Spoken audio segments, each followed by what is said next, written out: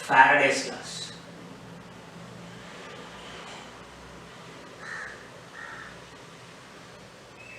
Faraday's laws. So there are two laws, Faraday first law, Faraday's second law. So before going to the Faraday's first law and second law, first we should know quantity of the current. Okay, one electron charge is 1.60 into 10 power minus 19 coulomb. 1 mole electron charge, 1 mole electrons charge, that is 1 mole means 6.02 into 10 power 23 into charge of 1 electron. Charge of an electron 1.60 into 10 power minus 19 coulomb. If you simplify, it will be coming approximately 96487 coulombs will come. But IUPAC system and the universal it is acceptable, they are approximated this 96487 coulombs equal to 96500 coulombs. So this 96500 coulombs, 96,500 coulombs will be equal to 1 farad. So you consider wherever 1 mole of electrons are participating, 1 mole of electrons are participating means the current we have passed, electricity passed 96,500 coulomb. It doesn't mean 1 Faraday is supplied. Okay. And the quantity of current, quantity will be denoted with Q. It is quantity of electricity passed. Quantity of electricity passed. Q refers to quantity of electricity passed. So quantity of electricity passed during electrolysis process is dependent on two more factors. On strength of the electricity and how long it is supplied. This Q is dependent on two more factors. What is the strength of the current is passing, electricity? 1 ampere, 2 ampere, 10 ampere, 100 ampere current is passed. Strength. And how long it is supplied? 1 second supplied, 1 hour supplied, 2 hours supplied. So based on this, the quantity of the electricity supplied will change. So Q is equals to, Q is dependent on strength of the current, that is amperes I, and it depends on time. Time must be taken in terms of second. So Q is equal to I into T. This one more remember, which is helpful for us. Okay. Now come to Faraday's first law.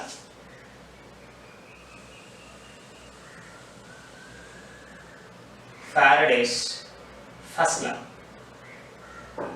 What Faraday's first law will say? Faraday's first law says amount of substance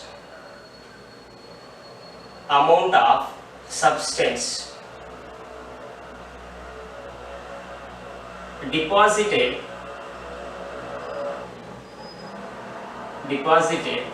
or liberated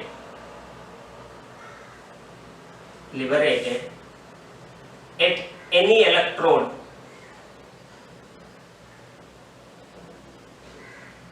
during electrolysis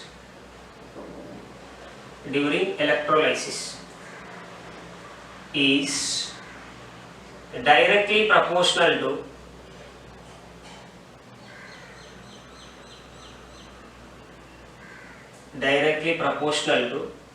quantity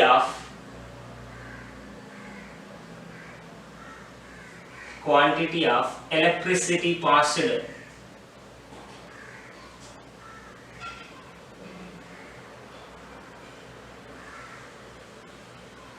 through the solution. So this is definition, mathematical expression I can write. Amount of the substance deposited or liberated at electrode, that I will take into W. is directly proportional to is quantity of the electricity passed. Quantity is Q. But we know that quantity of the current Q is equals to, just now discussed, quantity of the current and electricity depends on strength of the current supplied and time. So Q is equal to I into T. T must be in terms of second. I is amperes. So W is directly proportional to I into T. So now here proportional constant needed. That is W equals to Z into I into T. So what is Z? Z is electroequivalent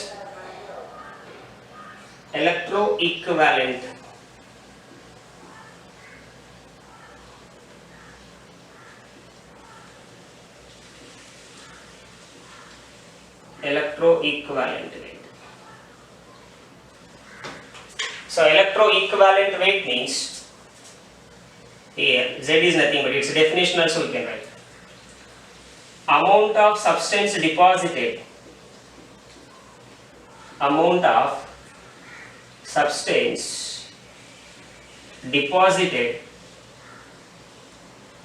or liberated when 1 ampere passed for 1 second. So through the solution, when you pass 1 ampere of current for 1 second, then what amount of substance deposited or liberated, that is equals to Z. It's a proportional constant and that is. And this Z value will be variable with element to element. Based on the substance it will change. Sodium for 1 ampere 1 second when you supply different amount will deposit. Magnesium will deposit different amount. So Z value is always variable with nature of the compound we take in the electrolysis. So this is Faraday's first law.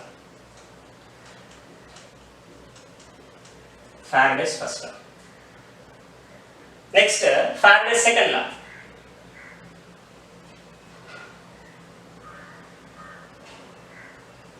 Faraday's second law. Second law is when different electrolytic tanks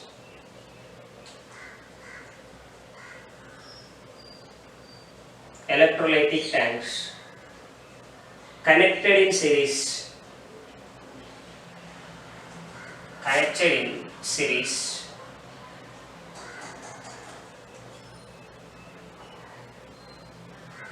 when certain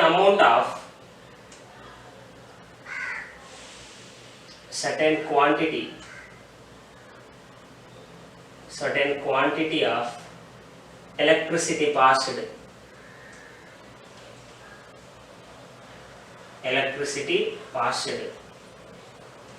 amount of substance deposited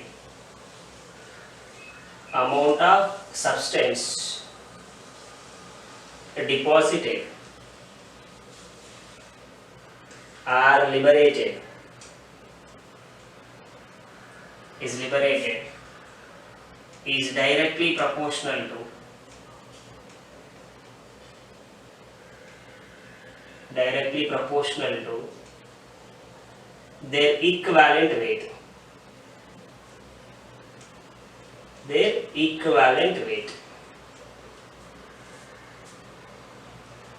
So what he is saying,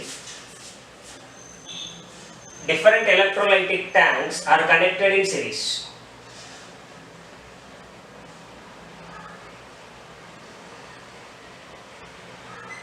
For example, you consider it is tank 1. Here I have some metal electrodes. Tank A, metal A consider. This is tank B, tank C.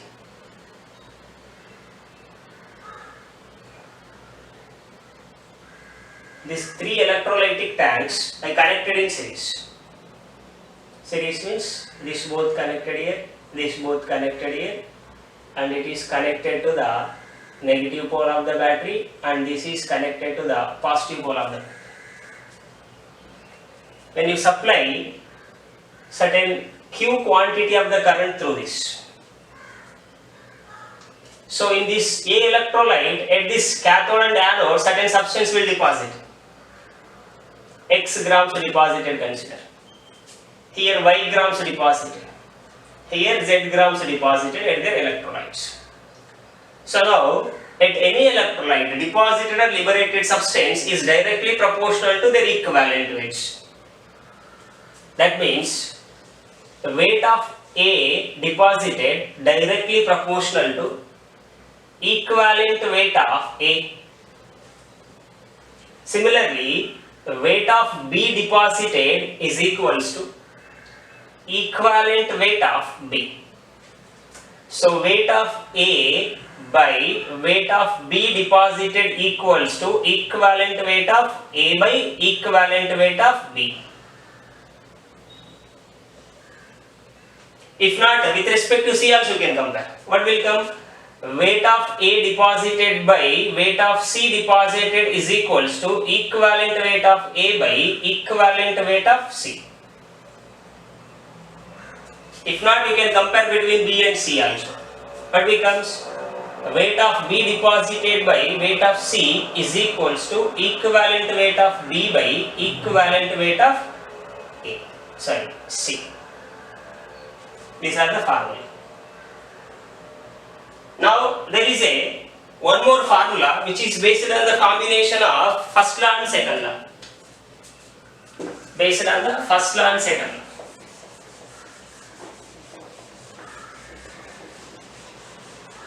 Look at from first law and second law. From first law and second law of Faraday. What is the first law says? First law is saying amount of the substance is deposited is directly proportional to Q, quantity of the current supplied. And second law says,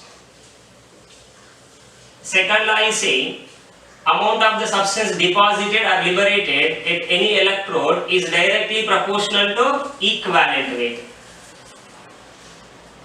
So from this we can write amount of the substance deposited is equal to Q into EW. Amount of the substance deposited is equal to Q into EW. But Q is equal to V. Q is equal to what becomes? I into T. T must be, time must be in terms of second. This you don't forget, sir. Time must be in terms of second. If not given in terms of second, you convert into second and calculate Q. So amount of the substance W deposited is equal to I into T into equivalent weight. So now here one conclusion I want to give you. You have to calculate Faraday's. If 96500 coulombs is equal to 1 Faraday. Okay. Now I have certain coulombs, that is I am not sure, I into T. I into T is equal to how many Faradays becomes? X. So that X is equal to what will come for us? X is equal to, we can write I into T by 96500. So here, rather than this one, I can take one conclusion we can give here, that weight of the substance deposited directly proportional to number of Faradays also. But this formula becomes number of Faradays formula. So since number of Faradays formula this is only, if we substitute it become I into T by 96500. So this one we can substitute here. So I can write here W is equal to I into T equivalent weight by 96500. This is one most important. What is W saying actually here? Capital W, amount of the substance deposited or liberated. amount of the substance deposited or liberated.